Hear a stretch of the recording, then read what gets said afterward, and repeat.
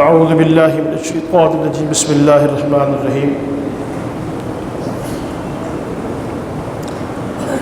یا ایھا الذین آمنوا اصبروا وصابروا ورابطوا واتقوا اللہ لعلکم تفلحون۔ صدق اللہ العظیم۔ عزیز دوستو، اللہ تبارک و تعالی نے ملک پاکستان کی صورت میں ہمیں ایک عظیم ملک عطا کیا ہے، اور وہ ملک جن قربانیوں کے ساتھ ہمیں ملا تھا وہ قربانیاں آپ کے سامنے ہیں، اور اس کے اوپر 14 اگست کو جو ہماری نشست ہوئی تھی اس کے اندر ہم نے بڑی تفصیل سے اس کو بیان کیا تھا کہ یہ ملک پاکستان کتنی قربانیوں کے ساتھ ہمیں ملا ہے۔ آج کا جو ہمارا موضوع ہے وہ ہے دفاع پاکستان۔ یوم دفاع پاکستان آپ کے سامنے الحمدللہ 1965 کی جنگ ہمارے سامنے ہے۔ 1965 کی جنگ کے اندر آپ کو یاد ہوگا کہ انڈیا نے پاکستان کے اوپر بغیر اطلاع دیے ہوئے حملہ کیا، اور جو کہ عالمی قانون کے خلاف ورزی ہے۔ آپ نے جنگ کرنی ہے، علل اعلان جنگ کریں، شکست فتح جو ہے وہ اللہ کے اختیار میں ہے۔ لیکن انہوں نے جنگ کی، اور جنگ کرنے کے بعد ایک منظر جو آپ کے سامنے ہے، تاریخ کا حصہ ہے، کتابوں میں بھی لکھا ہوا ہے، اور آج کل تقریباً ہر ٹی وی کے اوپر بھی اس کو بیان کرتے ہیں۔ جہاں تک اس پورے واقعہ کا تذکرہ ہے، اس پورے واقعہ کا ذکر ہے، تو وہ واقعہ بہت لمبا ہے۔ ہمارے پاس یہی 15-20 منٹ ہوتے ہیں، 25 منٹ، میں اس میں واقعہ تو نہیں بیان کر سکتا، لیکن الحمدللہ انڈیا آیا، اس نے ایک سوچ رکھی، ایک دعویٰ کیا کہ میں نے صبح کا ناشتہ جو ہے وہ پاکستان میں جا کے کرنا ہے، لاہور میں کرنا ہے، اور غالباً یہ لاہور ہوٹل کا ہی نام لیا تھا انہوں نے، یہ ہمارے قریب ہے، ہمارے میکلور روڈ کے اوپر ہے، کہ صبح کا ناشتہ ہم نے لاہور ہوٹل میں جا کے کرنا ہے۔ اس وقت لاہور یہی چھوٹا سا ہوتا تھا، لیکن انڈیا کو اس بات کا علم نہیں تھا کہ پاکستان ایک نظریاتی ملک ہے، ایک اسلامی ملک ہے۔ الحمدللہ جیسا کیسا بھی ہمارا ملک ہے، جس قسم کے بھی ہمارے حالات ہیں، جیسے ہی حکمران ہیں ہماری پارلیمنٹ کے جو بھی سلوک ہے، جو رویہ ہے، حکومتیں کس کی بھی ہوں، الحمدللہ اس بات کے اوپر ہم سب کو شکر ادا کرنا چاہیے کہ اسلام اور جہاد کا جذبہ ہر پاکستان کے اندر کوٹ کوٹ کے بھرا ہوا ہے۔ یہ الحمدللہ آپ ذہن رکھیں، یہ جذبہ قرآن اور حدیث کی برکت سے، کلمہ طیبہ کی برکت سے، اللہ کی رحمت سے ہر مسلمان کے دل میں کوٹ کوٹ کے بھرا ہوا ہے۔ آپ تھوڑا سا تاریخ کے آئینے میں جا کے دیکھیں، بلا شبہ افواج پاکستان نے اس وقت بہت محنت کی، بڑی قربانیاں تھی۔ جی تاریخ لکھنے والے لکھتے ہیں کہ ہٹلر نے جو جنگ مسلط کی تھی اس کی ایک جھلک 1965 کی جنگ میں چونڈا کے مقام کے اوپر دنیا نے دیکھا کہ خالی ایک سمت پر 100 بھارتی ٹینک انہوں نے حملہ کیا۔ پاکستان کے پاس اتنے وسائل نہیں تھے، اور 2.25 لاکھ یا 2 لاکھ فوج ہماری، اور اس کے مقابلے میں 9 لاکھ فوج انڈیا کی اور پورے ساز و سامان کے ساتھ وہ پاکستان پہ حملہ کرتے ہیں، اور خالی ایک چونڈا کے مقام پر قصور کی طرف سے، واگا بارڈر کی طرف سے، چونڈا سیالکوٹ کی طرف سے اور 3-4 مقامات سے بیک وقت وہ محاذ کھولتا ہے. لیکن جس وقت افواج پاکستان کے غیور نوجوان دیکھتے ہیں کہ وسائل کی بے انتہا کمی ہے، افرادی قوت نہیں ہے، تو وہ اپنی تاریخ کو یاد کرتے ہیں. جب مسلمان جہاد کے لیے نکلتے ہیں تو ساز و سامان کو نہیں دیکھتے. یہ مسلمانوں کی تاریخ میں اس بات پہ بھری پڑی ہے. وہ اپنے نبی کی سیرت سے سیکھتے ہیں کہ ہمارا نبی 313 کو لے کے نکلتا ہے تو 1000 کے جتھوں کو نیست و نابود کر دیتا ہے، اور کوئی وسائل اس کے پاس نہیں ہے. لہذا افواج پاکستان کے غیور غیرت مند فوجیوں نے اپنے جسموں پر بم باندھ کر اور انڈین ٹینکوں کے نیچے جیسے ہی ٹینک آتے، اب ایک آدمی کو مارنے کے لیے ٹینک گولہ نہیں چلاتا. کچھ اصول ضابطے ہوتے ہیں، ٹینک گولہ نہیں چلاتا. لیکن وہ یہ دیکھ کے حیران ہوئے کہ جس ایک آدمی کو میں نے مارنے کے لیے گولہ نہیں چلایا، وہی آدمی ٹینک کے قریب آ کے بم پھٹاتا ہے اور پورا جو ہے نا اس کا ٹینک تباہ کر دیتا ہے. 60 کے قریب ٹینک تباہ کیے. ایم عالم نے 5 جہاز تباہ کر دیے. ہر طرف پسپائی ہوئی. جو 100 ٹینک ایک طرف سے آئے تھے، 40 ٹینک باقی کے چھوڑ کر انڈین آرمی بھاگ گئی اور ان کو پکڑ کے بھی انہوں نے مارا. میرے عزیز دوستو، ایک پہلو یہ ہے. دوسرا پہلو میں نے پہلے عرض کی کہ میں واقعات کی طرف تفصیل سے نہیں جاتا، ہم نے نقائص دیکھنے ہیں. یہ طرز ہمیں اللہ کا قرآن سکھاتا ہے کہ نقطوں کی طرف غور کرو.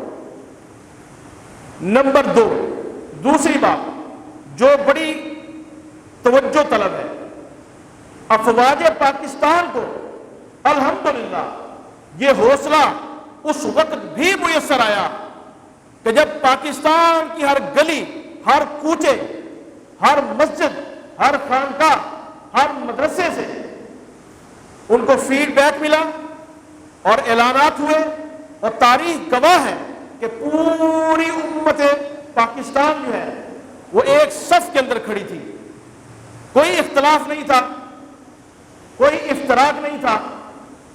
یہ جذبہ جب فوجیوں نے دیکھا تو ان کو اور ان کا جو ہے نا جہاد کا جذبہ ان کا پیدا ہوا. تو معلوم ہوا کہ عوام بھی ان افواج کے ساتھ ہونا ضروری ہے. تیسری بات، دفاع جو ہے، دفاع ملک کا دفاع، اس کو ہم شریعت کے تناظر میں دیکھیں تو وہاں بھی ہمیں یہ بڑی واضح مثال نظر آتی ہے کہ جب نبی کریم صلی اللہ علیہ وآلہ وسلم نے ہجرت کی مکے سے مدینہ منورہ، آپ مدینہ منورہ تشریف لائے، آپ نے آ کر تمام جتنے بھی وہاں پر اقوام بیٹھی ہوئی تھی، کوئی یہودی تھے، کوئی نصرانی تھے، وہاں کے کوئی مشرک تھے، کوئی مسلمان تھے، سب کو اکٹھا کیا. اکٹھا کر کے آپ نے فرمایا دیکھو مدینہ منورہ کی جو ریاست میں قائم کر رہا ہوں، یہ ایک بطور وطن، ایک وطن کے طور پر تمام اس کے اندر مشترک ہو. آپ میثاق مدینہ اٹھا کے دیکھ لیں، اس میثاق کے اندر، اس وطن کے دفاع کے اندر جہاں نہ صرف مسلمان موجود تھے، یہودی بھی تھے، عیسائی بھی تھے، مشرک بھی تھے. اللہ کے نبی نے تمام کو کہا کہ دیکھو یہ 4 دیواری ہے مدینہ منورہ کی، اس کے اندر جتنے بھی اقوام آباد ہیں سب کی ذمہ داری ہے کہ وطن کی حفاظت کریں، اور سب نے لبیک کہا. معلوم ہوا پاکستان میں بسنے والے اگر کوئی عیسائی ہیں، اگر کوئی ہندو ہیں، اگر کوئی بدھ مت ہیں، اگر کوئی کمیونسٹ ہیں، سب کے ذمہ یہ پاکستان مسلمانوں کے لیے صرف نہیں ہے جو 4 دیواری میں ہے، پاکستان کی سب کے اوپر اس کا دفاع کرنا عین سنت کے مطابق، شریعت کے مطابق اور آئین کے مطابق ہے. لہذا ہم افواج پاکستان کو خراج تحسین بھی پیش کرتے ہیں اور دوسرے نمبر پر اپنی حمایت کی یقین دہانی بھی کراتے ہیں. لیکن وہاں پر ایک تیسرے پہلو پر بھی میں آپ کو غور دلانا چاہتا ہوں. میں اپنی اسٹیبلشمنٹ کو اور اپنی آرمی کو ایک اہم نقطے کی طرف بھی توجہ دلانا چاہتا ہوں جس کے اوپر ان کو توجہ کرنی چاہیے. یاد رکھیں جو جنگیں ہوتی ہیں تاریخ گواہ ہے ان کے دو بنیادی طریقے ہوتے ہیں. بڑی توجہ کے سننے بات, دنیا میں جتنی بھی جنگیں ہوئیں وہ دو بنیادوں پر لڑی جاتی ہیں. نمبر ایک بنیاد یہ ہے کہ جب آپ کسی قوم سے لڑائی کریں, اگر آپ فتح لینا چاہتے ہیں تو آپ کی افرادی قوت زیادہ ہونی چاہیے, آپ کے پاس اسلحہ زیادہ ہونی چاہیے, آپ کے پاس جو ہے نا ہر قسم کی آسائش سب سے زیادہ ہونی چاہیے, آپ کے پاس بیک ڈور کے اوپر مالیاتی نظام مضبوط ہونا چاہیے, آپ کامیاب ہوں گے. یہ تاریخ بتاتی ہے, میں نہیں کہتا. نمبر 1.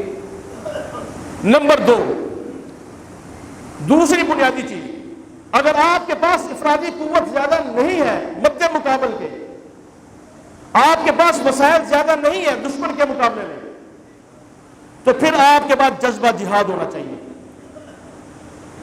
یہ تاریخ گواہ ہے. اگر 2 لاکھ کی فوج آپ کے پاس ہے, اس مقابلے میں 9 لاکھ ہے, تو جذبہ جہاد سے آپ کامیاب ہوں گے. جیسے میرے نبی کے پاس 313 تھے, 1000 کے اوپر غلبہ حاصل کیا. یہ بنیادی نقطہ ذہن میں رکھیں. اس سے آگے چلیں. جب یہ بنیادی نقطہ ذہن میں ہوگا تو میرے تیسرے پوائنٹ کو آپ غور سے سنیں گے. وہ کیا ہے؟ اس کو آپ نقطہ کہہ دیں, اس کو آپ تبصرہ کہہ دیں, اس کو آپ شکایت کہہ دیں, جو بھی کہیں, لیکن سنیں ضرور. لفظ جہاد, ایمان, تنظیم, جہاد ہماری آرمی کا جو ہے نا یہ موٹو ہے. میں آرمی والوں سے گزارش کرتا ہوں کہ آپ بھی جب کامیاب ہوئے ہیں, آپ بھی عوام کے سمندر کے ساتھ کامیاب ہوئے, اللہ کی رحمت سے کامیاب ہوئے. آپ جب جہاد کی ڈیفینیشن کریں تو آپ علماء سے رابطہ کریں. جہاد کس کو کہتے ہیں؟ آپ میجر کرنل بریگیڈیئر جنرل تو بنا لیتے ہیں, وہ کوئی مفتی عالم نہیں ہوتے. میں اس کے اوپر آپ کو دلیل سے بات کروں گا. نمبر 1, افغانستان کی زمین ہے, طالبان کا دور ہے, رشیا حملہ کرتا ہے. یہ بات آج میں ممبر پہ کہہ رہا ہوں. یہی بات ہیلری کلنٹن نے اپنے سینٹ کے اجلاس میں امریکہ میں کہی. اس کی بات کو لوگ سمجھتے ہیں, میں مولوی میری بات کو رد کر دیتے ہیں. جو بات میں کہہ رہا ہوں یہ ہیلری کلنٹن نے اپنے سینٹ کے اجلاس میں کہی ہے, جو میں یہاں کہہ رہا ہوں کہ آپ جہاد کی ڈیفینیشن کے لیے مجھ سے رابطہ کریں. میں نے درس نظامی کیا ہے, میرے مفتی سے رابطہ کریں جو دین کو سمجھتا ہے. جہاد خالص ایک اسلامی اصطلاح ہے. آپ مشینری بنانا چاہتے ہیں, کسی انجینئر سے رابطہ کریں, ٹھیک ہے نا جی. لیکن اگر آپ اسلام کی اصطلاحات پر تشریح چاہیں گے تو کسی مولوی سے رابطہ کریں. اگر نہیں رابطہ کریں گے تو یہ کوئی جہاد نہیں ہے کہ رشیا افغانستان کے اوپر حملہ کرتا ہے اور امریکہ سے تم ڈالر لے کے جہاد کا نام لے کے تم پوری دنیا کو جھونک دیتے ہو مسلمانوں کو. وہ کون سا جہاد ہے؟ پاکستان کے ہر مدرسے سے طالب علم کو لیا گیا, پاکستان کے ہر ادارے سے مجاہدین پیدا کیے گئے, پاکستان کے ہر چوکوں سے, چوراہوں سے, محلوں سے بندے نکالے گئے. کیا ہے جی؟ جہاد کریں افغانستان کے اندر. آج رشیا نے افغانستان پر حملہ کیا, مسلمان ملک ہے, اس کی جو ہے نا امداد کے لیے بڑھو. بعد میں پتہ چلا کہ ڈالر آ رہے ہیں. وہی افغانستان کی حکومت ہے, وہی سرزمین ہے, وہی پستے ہوئے طالبان ہے. جب بم رشیا سے آتا ہے تو یہاں سے جہاد کا لقب دیا جاتا ہے, اور جب وہی بم امریکہ برساتا ہے تو وہ دہشت گردی بن جاتا ہے. یہ بمبوں کے اوپر لکھا ہوا ہے جہاد. ہاں جی, عجیب منطق ہے. ایک مرتبہ ڈالر آتا ہے تو وہی کام جہاد بن جاتا ہے, دوسری مرتبہ ڈالر دوسرے انداز میں آتا ہے تو دہشت گردی بن جاتا ہے. لہذا جہاد کی ڈیفینیشن خود نہ کریں. بس میں نے اتنی بات کہی تھی. نمبر 2, اختصار وقت ہے. دوسرا اہم پہلو جو ہمیں 7 ستمبر کی یاد دلاتا ہے, 6 ستمبر کو یوم دفاع، میں نے آپ کے سامنے اس کی ڈیفینیشن کر دی۔ اس کے ساتھ ہی اگلے دن ایک اور واقعہ پیش ہوتا ہے پاکستان کی تاریخ میں 7 ستمبر 1974 کو، وہ ہے الحمدللہ پاکستان کی دستور ساز قانون اسمبلی نے بل پاس کیا 7 ستمبر 1974 کو، تحفظ ختم نبوت۔ ذوالفقار علی بھٹو کا دور ہے اور یہ بل پاس ہوتا ہے کہ قادیانی بالاتفاق غیر مسلم قرار دیے جاتے ہیں۔ اس کا تاریخی پس منظر بھی ذہن رکھیں۔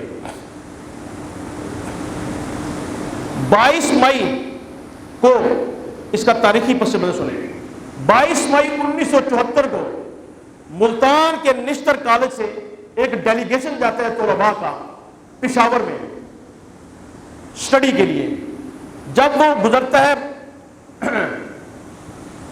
یہ ربوے کے مقام سے تو وہاں پر قادیانی اس کو ان کو پمفلٹ دیتے ہیں ٹرین کے اوپر طلباء کو اپنے مرزا غلام احمد قادیانی کا، وہ اس کو لینے سے انکار کرتے ہیں اور ختم نبوت کا نعرہ لگاتے ہیں۔ ٹرین چلی جاتی ہے۔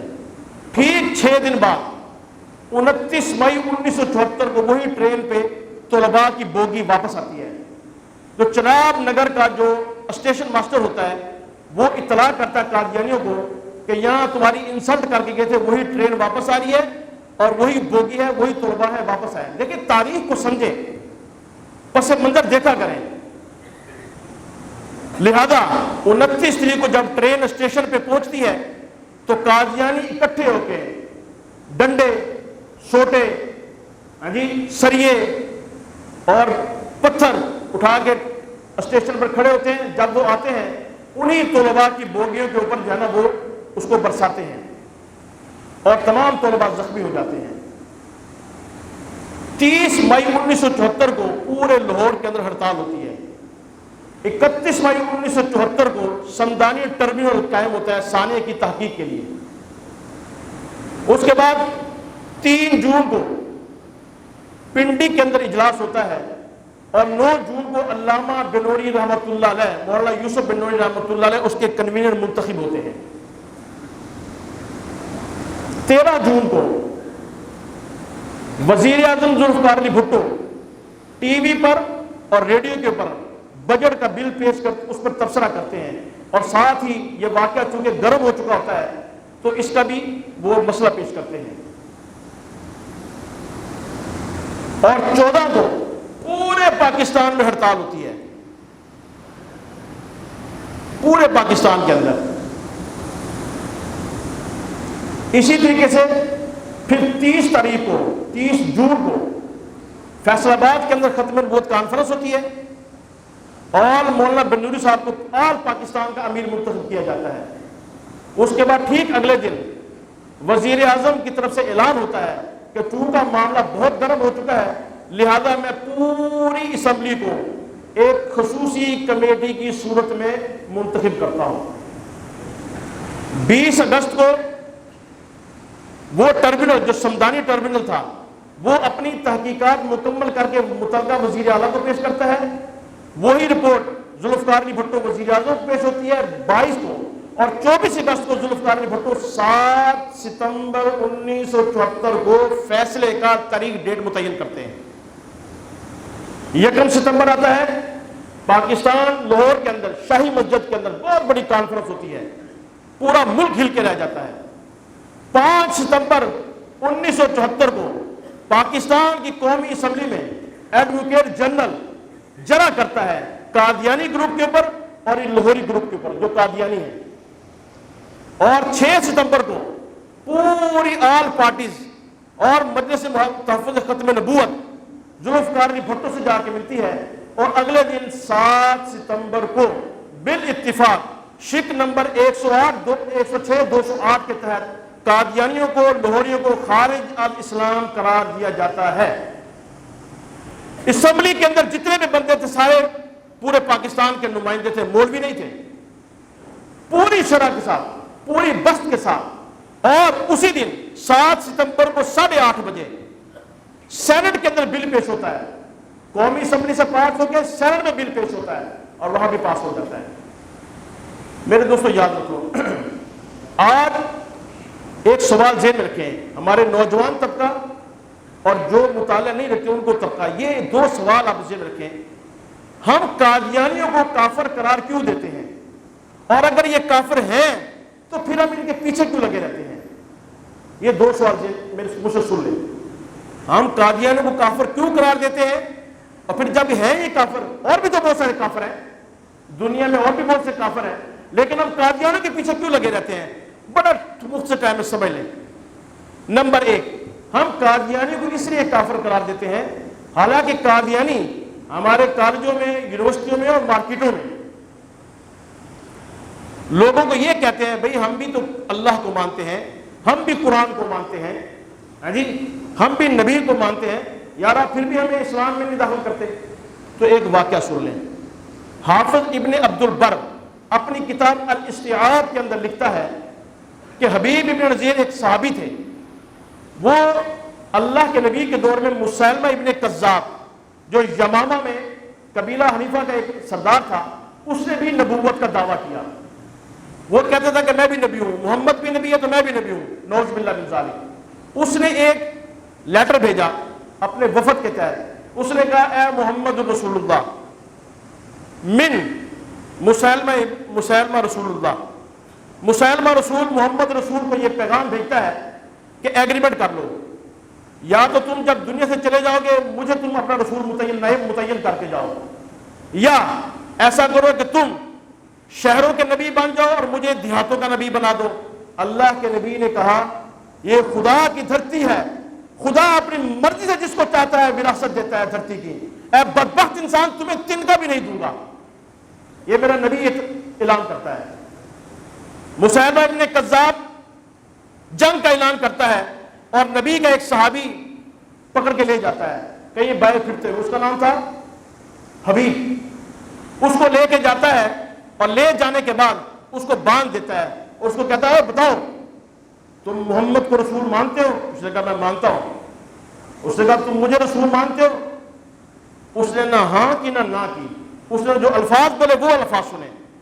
وہ کہتا ہے ان اذنیہ فی صمم، اے بدبخت انسان میں تمہیں نہ ہاں کیا کروں، تیری گفتگو تیرے دعوے کو میرے کان سننے سے انکار کرتے ہیں، میں اس کا ترجمہ بھی صحیح نہیں کر پا رہا۔ یعنی وہ یہ بات کہتا ہے اے بدبخت تیری گفتگو سننا بھی حرام ہے۔ اب ادھر ہے تھوڑا سا، واقعات بہت ہیں لیکن ٹائم تھوڑا ہے، اب تھوڑا سا قادیانیوں کو وہ سوال جو میں نے پہلے بتایا کہ ہم قادیانیوں کو کافر کیوں قرار دیتے ہیں، واقعہ آپ نے سن لیا، اب آپ خود اس کا اندازہ لگائیں۔ ایک ہے اللہ کو ماننا، ایک ہے قرآن کو ماننا، ایک ہے رسول کو ماننا، ٹھیک ہے، ایک ہے اللہ کے رسول کے علاوہ کا انکار کرنا، یہ ایمان ہے۔ میری بات سن رہی ہے آپ کو؟ بات سن رہی؟ بھائی مانتے تو سارے ہیں، اللہ قرآن میں کہتا ہے وَلَئِن سَأَلْتَهُم مَّنْ خَلَقَ السَّمَاوَاتِ وَالْأَرْضَ لَيَقُولُنَّ اللَّهُ، میرے حبیب یہ مشرکوں سے سوال کرو کائنات کس نے بنائی ہے، تو کہیں گے اللہ نے بنائی ہے، پھر اختلاف کس بات کا؟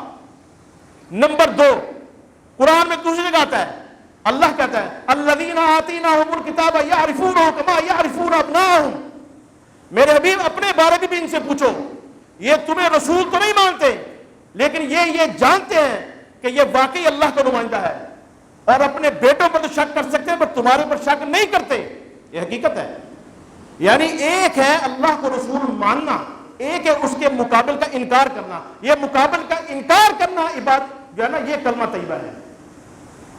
ماننے سے کام نہیں چلتا، خالی مانتے تو سارے ہیں۔ آکسفورڈ یونیورسٹی کے اندر جن 100 آدمیوں کا نام، کامیاب آدمیوں کا نام، عیسائیوں کی یونیورسٹی ہے آکسفورڈ یونیورسٹی، جن 100 آدمی کامیابیوں کا نام لکھا ہوا ہے وہاں پر سب سے پہلے محمد رسول اللہ لکھا ہوا ہے۔ ماننے کی بات کیا ہے؟ نہیں، مقابلے کا انکار کرو کہ احمد مرزا غلام احمد قادری کائنات کا بدترین کافر ہے، یہ بات کرو۔ اور یاد رکھیں مذاہب کا اصول ہے، مذاہب جتنا مذاہب دنیا میں بڑے مذاہب ہیں، مذاہب کا کچھ اصول ہوتے ہیں، مذاہب کا یہ اصول ہے جب نبی بدلتا ہے تب مذہب بدلتا ہے۔ محمد الرسول اللہ نبی ہے، اس کا مذہب اسلام ہے۔ اگر مرزا غلام احمد یعنی اپنے آپ کو نبی رسول کہے گا اس کا مذہب بدل جائے گا۔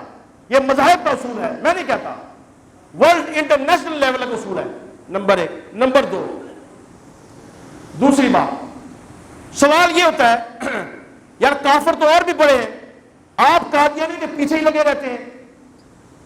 ابھی بھی یہاں پر 6 ستمبر کو مینار پاکستان کے اوپر بہت بڑی ختم نبوت کانفرنس ہو رہی ہے، پوری دنیا سے اور پورے ملکوں سے لوگ آ رہے ہیں وہاں پر، آپ بھی شریک ہو اس میں۔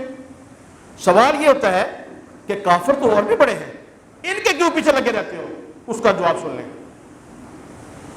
اللہ اکبر۔ 1974 میں یہ غیر مسلم قرار کیے گئے، 1984 1984 جنرل ضیاء الحق کا دور ہے، صدارتی آرڈیننس پاس ہوتا ہے جس میں یہ لکھا جاتا ہے کہ قادیانی آج کے بعد اپنے آپ کو مسلمان نہیں کہہ سکتے، قادیانی آج کے بعد شاعر اسلام کو نہیں اپنائیں گے، قادیانی آج کے بعد اپنے نبی کو امیر المؤمنین نہیں کہہ سکتے، ان کی بیویوں کو امہات المؤمنین نہیں کہہ سکتے، مساجد کے منبر و محراب نہیں بنائیں گے۔ یہ صدارتی آرڈیننس ہے، کسی مفتی نے نہیں کیا، کسی مدرسے کا فتویٰ نہیں ہے، یہ صدر جنرل ضیاء الحق نے صدارتی آرڈیننس 1984 میں پاس کیا۔ اب اس آرڈیننس کے تحت آپ میرے دوسرے سوال کی طرف آئیں، بھئی آپ ان کے پیچھے کیوں لگے رہتے ہیں؟ اس کا جواب سنیں۔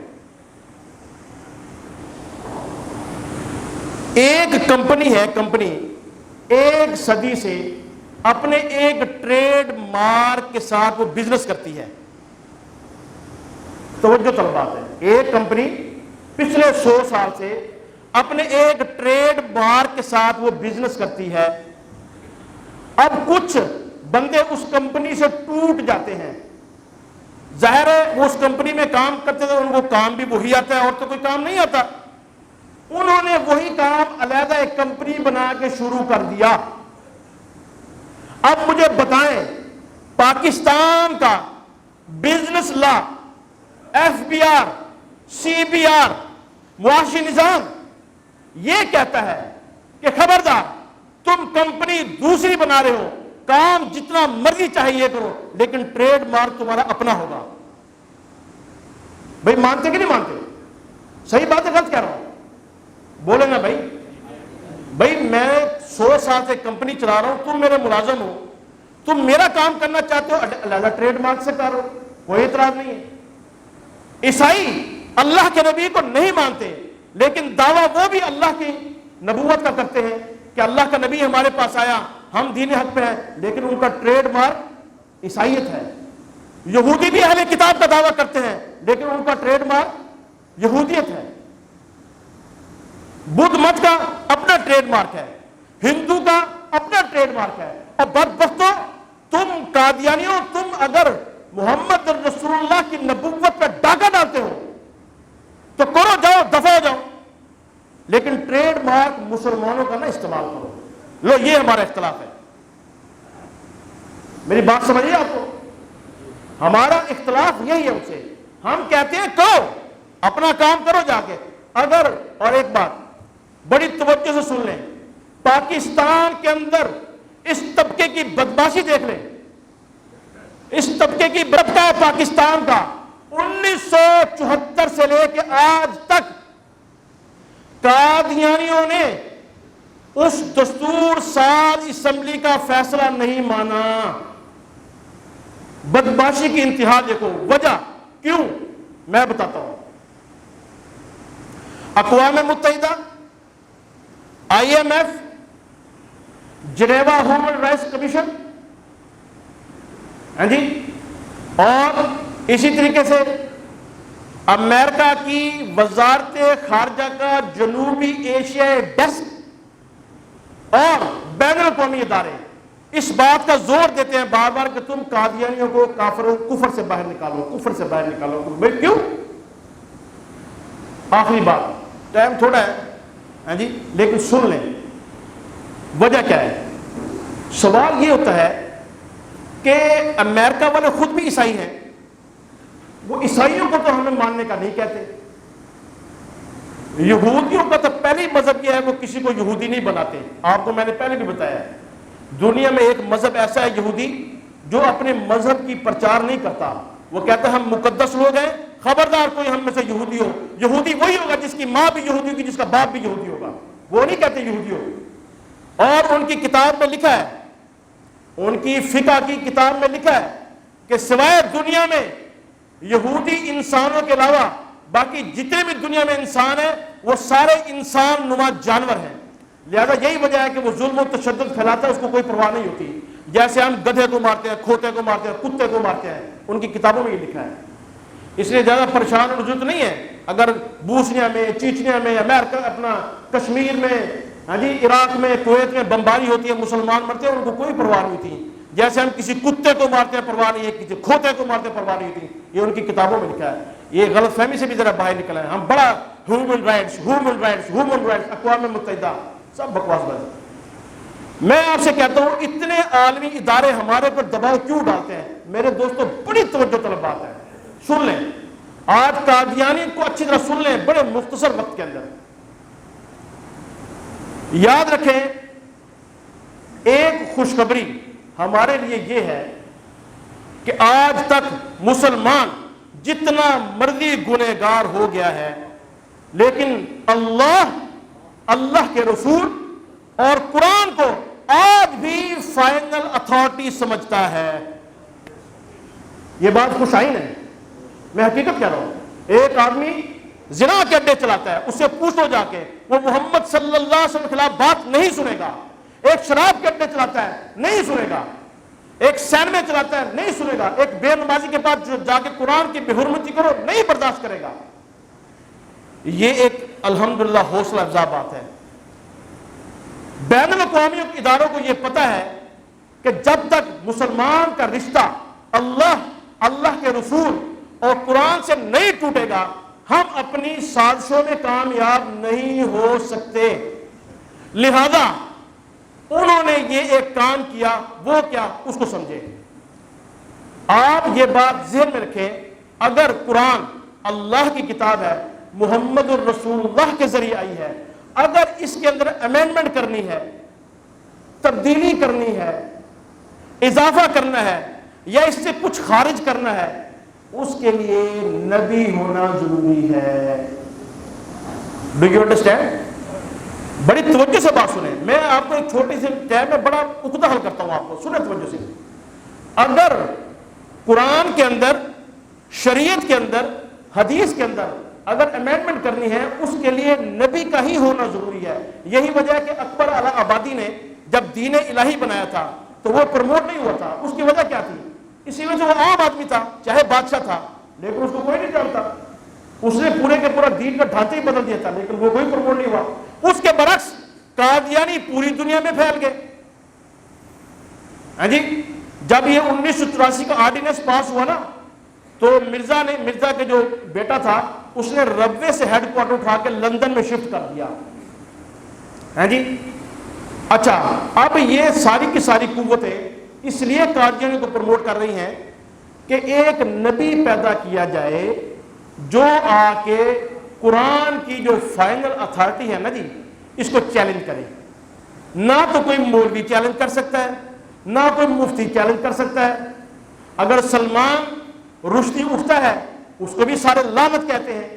تسلیمہ نسرین اٹھتی ہے اس کو بھی سارے لعنت کہتے ہیں. سلمان تحصیل گورنر ہو کے اٹھتا ہے اس کو بھی لوگ کاٹ کے رکھ دیتے ہیں. یہ نہیں کام چلے گا. ہاں اگر کامیاب ہونا ہے تو محمد الرسول اللہ کے سامنے ایک نیا نبی پیدا کرو جو مرزا غلام احمد قادیانی، تاکہ امینڈمنٹ کی جائے. اور ہوا جس وقت مرزا غلام احمد قادیانی نے پہلی دفعہ نبوت کا دعویٰ کیا، اس نے جو پہلا حکم شائع کیا، کہا کہ مجھے ابھی وحی آئی ہے کہ آپ کے بعد جہاد حرام ہے. لو جی کل غالب ہو گئی. یہی چاہتی تھی برٹش گورنمنٹ کہ ہمارے خلاف جہاد نہ کیا جائے۔ میرے دوستو یاد رکھیں، یہ پیسہ آنی جانی چیز ہے، ٹھیک ہے نا، زندگی بھی آنی جانی چیز ہے، ایمان کے بغیر ہمارا گزارا نہیں ہے۔ لہذا ایمان کی حفاظت کرنے کے لیے قرآن حدیث سے وابستہ رہے۔ اللہ مجھے اور آپ کو صحیح معنوں میں دین کی سمجھ عطا فرمائے۔ وآخر دعوانا الحمدللہ رب العالمین۔